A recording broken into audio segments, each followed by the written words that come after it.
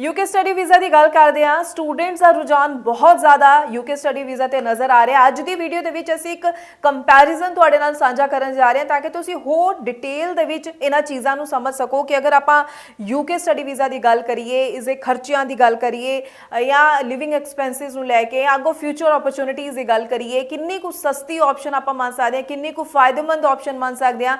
Comparison अगर असीं होर कंट्रीज़ नाल करिए, कैनेडा, आस्ट्रेलिया, जर्मनी, सो ये तुहाडे लिए अज की कंप्लीट वीडियो असीं कहांगे, जिस तो बाद जिसनूं सुनन अते समझण तो बाद तुसीं अपने एक सही डिसीजन ते आ सकोगे कि आखिर क्यों तुहानूं यूके नूं चुनना चाहिदा है। ते उस तो बाद जनवरी इनटेक दे लई तुसीं अप्लाई करन दे लई अपना मन बना सकोगे। स्वागत है जी सारिਆਂ ਦਾ। मैं हां हरजोत कौर। डिटेल विच पूरी इन्फॉर्मेशन तुहाडे नाल सांझी करनगे स्टडीज केयर अब्रॉड दे चंडीगढ़ ब्रांच हैड अनीता पंडराल जी साडे नाल ने। बहुत बहुत स्वागत है जी। सत श्री अकाल। Thank you. So Anita ji, जरूर मैं चाहूँगी आज की वीडियो कंप्लीट आप कंपैरिजन जरूर स्टूडेंट्स नाल साझा कर दईए कि आखिर कित्थे फर्क पैंदा है, किवें सस्ती ते फायदेमंद ऑप्शन बनी है अगर कंपैरिजन असीं कैनेडा, आस्ट्रेलिया और जर्मनी दे नाल करदे हां। जी, तो अगर मैं बात करूँ यूके का, यूके मैक्सिमम जो स्टूडेंट्स क्यों जाते हैं, तो पहला रीज़न उसमें ये है कि यूके में जो ट्यूशन फीस है वो लो ट्यूशन फीस में कंसीडर होता है। तो अगर मैं साल की ट्यूशन फीस की बात करती हूँ तो साल की जो ट्यूशन फीस होती है वो 13 से 15 लाख के करीब होती है, मेजरली सारी यूनिवर्सिटीज़ की। और आपको ये कोई कंपल्शन नहीं है कि आपको 1 साल की ट्यूशन फीस देनी है।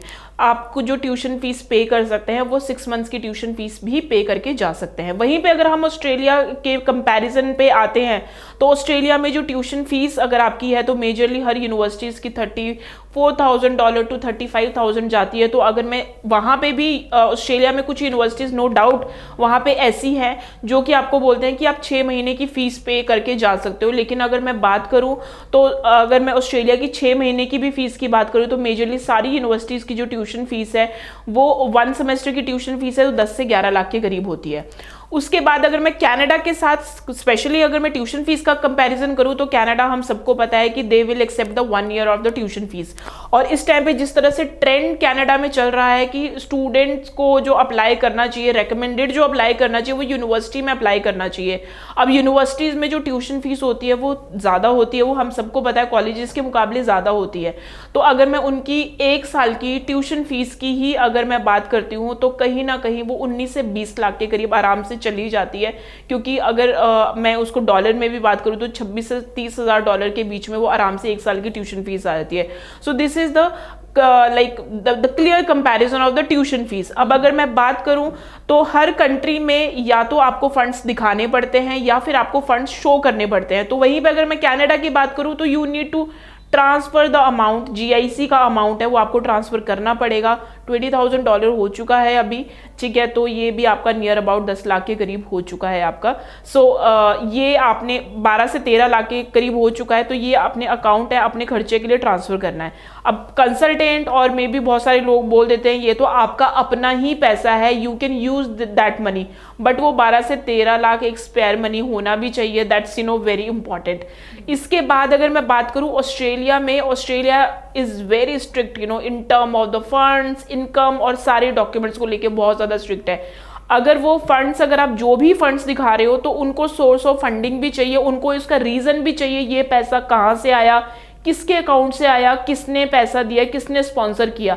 वो इन चीज़ों में इतना डीप और इतना टेक्निकल चले जाते हैं कि कई बारी, बहुत बारी ऐसा हो जाता है 100 में से मैं कहती हूँ कि सिर्फ 20 से 25 स्टूडेंट्स हैं जो उनके इन सवालों का जवाब दे सकता है। बाकी के जो स्टूडेंट्स हैं उनके पास शायद इतने सोर्स नहीं होंगे, इतने फंड्स नहीं होंगे, तो वो कहीं ना कहीं रह जाते हैं। तो वहीं पे अगर मैं बात करूँ यूके में 28 डेज ओल्ड फंड बिल्कुल दिखाने हैं आपको, but UK doesn't ask about the source of funding. UK आपसे बिल्कुल भी नहीं पूछेगा कि आपका ये पैसा कहाँ से आया। तो यूके में बहुत सिंपल सा लॉजिक है कि आप एफडी दिखा सकते हो, आपके जो स्पॉन्सर होंगे वो आपके पेरेंट्स होंगे और उसके अलावा जो आपका स्पॉन्सर हो सकते हैं वो आपके सिबलिंग्स हो सकते हैं। So the process is really very simple. अगर आपके पास ये नहीं है then you can go for the education loan.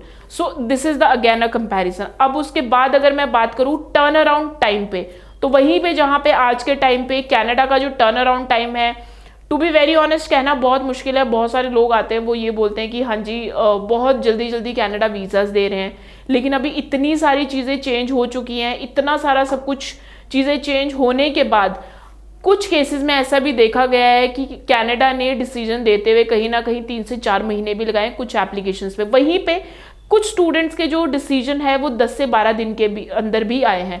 तो हम लोग कहते हैं कि कनाडा हमेशा से एक अनप्रिडिक्टेबल सी मार्केट रही है कि कोई पता नहीं चला सकता है कि किस और जाएगा, क्योंकि जब कनाडा वीज़ा देना शुरू कर देता है तो स्टूडेंट्स के इतने रश हो जाते हैं। जब स्टूडेंट्स का रश होता है तो कनाडा अपनी जो गाइडलाइन है वो बहुत स्ट्रिक्ट कर देता है। तो वी कॉल इट कि बहुत अनप्रिडिक्टेबल मार्केट है, कुछ भी कह पाना बहुत ज़्यादा मुश्किल है। वहीं पे अगर मैं ऑस्ट्रेलिया की बात करूँ तो ऑस्ट्रेलिया में कुछ यूनिवर्सिटीज़ के अभी भी देखे गए हैं कि 3 से 4 महीने बिल्कुल उनको जो डिसीजन देते हुए लग रहे हैं। और अभी जो इंटरनेशनल कैपिंग जो वो इंट्रोड्यूस कर रहे हैं तो उसमें क्लियरली इस चीज़ के बारे में हर कोई बात कर रहा है कि जो जितनी भी यूनिवर्सिटीज़ हैं वो लेवल 1 वाली लेवल 2 और 3 में जाएंगी तो आराम से 80 to 85 डेज लगेंगे आपके डिसीजन के लिए। सो दैट मीन्स कहीं ना कहीं 3 से 4 महीने 2 से 3 महीने का टर्न अराउंड टाइम रहेगा आपके वीज़ा डिसीजन के लिए। तो उसके बाद कंपैरिजन में आ जाता है आपका यूके। तो यूके में इस टाइम पे जो वीज़ा डिसीजन है maximum turn around time is 20 to 25 days. वहीं पे कुछ स्टूडेंट्स ऐसे भी हैं जिनको विद इन अ 1 मंथ जिनको वीज़ा डिसीजन भी आए हैं। अब हम बात करते हैं जॉब्स अपॉर्चुनिटीज़ की। इस टाइम पे कनाडा में जो स्टूडेंट्स यूनिवर्सिटी में पढ़ रहे हैं, जो अच्छे कोर्सेज कर रहे हैं, मैं उनके लिए कह सकती हूँ कि they can get the good job. But अगर जो स्टूडेंट्स हैं जो कोई डिप्लोमा कर रहे हैं, बहुत अच्छा कोर्स नहीं है, तो जॉब्स की प्रॉब्लम आ रही है। ये हम लोग कहीं ना कहीं सोशल मीडिया मार्केट में भी देखते हैं, तो वो एक प्रॉब्लम आ रही है स्टूडेंट्स को। Settlement is there is no problem at all, but survival कहीं ना कहीं कंपैरेटिवली थोड़ा सा डिफिकल्ट है कनाडा में। वहीं पे अगर मैं बात करूँ ऑस्ट्रेलिया में yes earning is good. I mean if the students going they are really, मतलब वो अर्निंग बहुत अच्छी कर रही है, बट एप्लीकेशन से लेके वीज़ा तक कितने स्टूडेंट पहुंच पाते हैं वही थोड़ा सा कह पाना मुश्किल है, considering all the scenario, considering all the facts.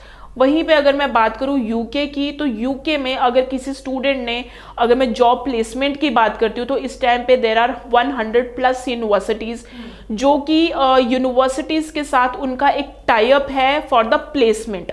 आपने अगर यूके के कोर्सेज की अगर आपने R&D कर रखी होगी तो वहाँ पे मेन जो चीज़ आती है MBA विद द प्लेसमेंट। तो उनके कोर्स में ही प्लेसमेंट होती है, उनके कोर्स में ही कोऑप की एक ऑप्शन होती है जिसमें आपने कोर्स के साथ ही आपको प्लेसमेंट करनी है और वो जो प्लेसमेंट आपके लिए पेड होगा। बहुत सारी कंपनीज जो मैंने आपको बताया 100+ कंपनीज इस तरह से हैं जो कि इंटरनेशनल स्टूडेंट्स को एज अ प्लेसमेंट वो हायर कर रहे हैं। और उसके बाद अगर उनकी जॉब अपॉर्चुनिटीज़ बहुत अच्छी है, अगर उनके अगर उनका वर्क स्टाइल बहुत सही है, वो अपने आप को बहुत अच्छे से प्रेजेंट कर रहे हैं, देन अगेन स्टूडेंट्स को जो सैलरी है वो 30 to 35,000 पाउंड मिल रही है। That is somewhere around 30 to 32 lakhs per year. So ये क्लियर इंडिकेशन है उन स्टूडेंट्स के लिए कि जैसे जिन्होंने कोर्स कंप्लीट किया और अगर उनकी सैलरी 30 से 32 लाख के करीब होती है तो ऑब्वियसली जितना पैसा उनके पेरेंट्स ने उनकी पढ़ाई पे किया तो मे बी आई थिंक 3 से 4 महीने में बच्चे easily can cover up, because उसने पढ़ाई में तो उसके, अगर मैं टेक्निकली बोलूँ, 8 से 10 लाख के करीब ही लगा था। So these are the parameter जो कि बहुत ज़्यादा इंपॉर्टेंट है। बिल्कुल अगर मैं सेटलमेंट की बात करूँ तो ये सिर्फ इस टाइम पे सेटलमेंट कहीं ना कहीं हर कंट्री में थोड़ी सी डिफिकल्टी है, हर कंट्री में कुछ ना कुछ चैलेंज है। अगर किसी कंट्री में सेटलमेंट है तो वहाँ पे जॉब नहीं है, जहाँ पे जॉब है तो वहाँ पे सेटलमेंट नहीं है। तो बस आप अपने विजन को क्लियर रखें, आप एक क्वालिटी ऑफ एजुकेशन पे फोकस कीजिए, आप अपने करियर ग्रोथ पे फोकस कीजिए, एंड अगर आपके पास जॉब लेटर होगा, आपने अच्छा अपने स्टडीज़ में किया है तो yes you can get the job, there is no problem at all। जी ਬਿਲਕੁਲ। ਸੋ ਤੁਸੀਂ ਪੂਰੇ ਕੰਪੈਰੀਜ਼ਨ ਦੇ ਨਾਲ ਪੂਰੀ ਚੀਜ਼ਾਂ ਸਮਝ ਗਏ ਹੋ ਕਿ ਕਿਵੇਂ ਕਿੱਥੇ ਅਸੀਂ ਬਹੁਤ ਅੱਛੀ ਆਪਸ਼ਨਸ ਯੂਕੇ ਦੇ ਵਿੱਚ ਅੱਜ ਦੇ ਟਾਈਮ ਵਿੱਚ ਮੰਨ ਪਾ ਰਹੇ ਹਾਂ, ਚਾਹੇ ਕਿ ਫੰਡਸ ਨੂੰ ਲੈ ਕੇ ਹੋਵੇ, ਚਾਹੇ ਕਿ ਵੀਜ਼ਾ ਅਪਰੂਵਲਸ ਨੂੰ ਆਪਾਂ ਦੇਖੀਏ ਤਾਂ ਸਟੂਡੈਂਟ ਜ਼ਰੂਰ ਇਸ ਟਾਈਮ ਦਾ ਫਾਇਦਾ ਲੈ ਸਕਦੇ ਨੇ। ਜਨਵਰੀ ਇਨਟੇਕ ਲਈ ਹਲੇ ਸੀਟਸ ਅਵੇਲੇਬਲ ਨੇ, ਟਾਈਮਲੀ ਤੁਸੀਂ ਜੋ ਹੈ ਆਪਣਾ ਪੂਰਾ ਪ੍ਰੋਸੈਸ ਕੰਪਲੀਟ ਕਰੋ ਔਰ ਫਾਇਦਾ ਤੁਸੀਂ ਲੈ ਸਕਦੇ ਹੋ, ਵੀਜ਼ਾ ਹਾਸਲ ਕਰ ਸਕਦੇ ਹੋ। ਬਹੁਤ ਬਹੁਤ ਥੈਂਕਸ ਅਨੀਤਾ ਜੀ, ਪੂਰੀ ਇਨਫੋਰਮੇਸ਼ਨ ਤੁਸੀਂ ਸਟੂਡੈਂਟਸ ਨਾਲ ਸਾਂਝੀ ਕੀਤੀ ਹੈ। ਮਨ ਦੇ ਵਿੱਚ स्टूडेंट्स ਦੇ किते भी कोई सवाल होवे तो नंबर लगातार डिस्प्ले है, इस पर कॉल करो, पूरी जानकारी लो, सही प्रोसैस दे नाल ही अगे वधो। अगों भी इसी स्टूडेंट्स दे लई इसे तरह नाल होर इन्फॉर्मेटिव वीडियोस लैके आंदे रहांगे। फिलहाल ही दो जी इजाजत। Thank you so much. Thank you.